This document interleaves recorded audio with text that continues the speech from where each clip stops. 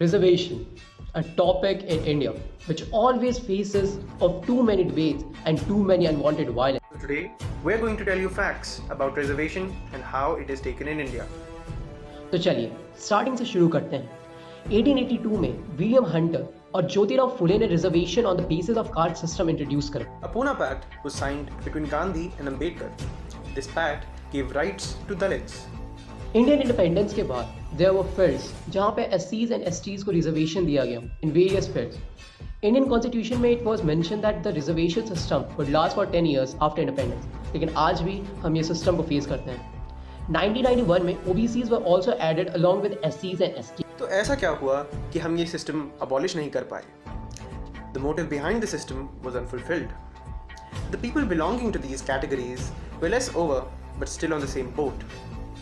कुछ लोगों का ये भी मानना है कि to gain the sympathy of some particular group, the government didn't abolish it.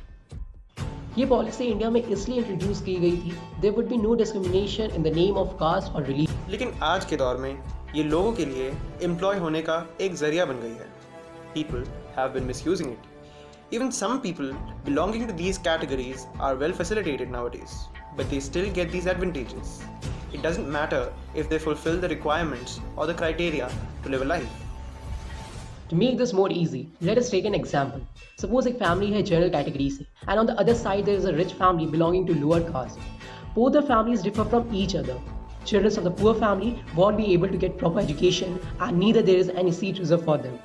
वहीं children from rich family will get proper education, and if by chance उसको अच्छे marks नहीं मिले, then there is a seat reserved for him in different field. Or there are some people who are making fake identities for reservation in various fields. This has become a big scam in India, and we have to resolve this issue. We have a solution.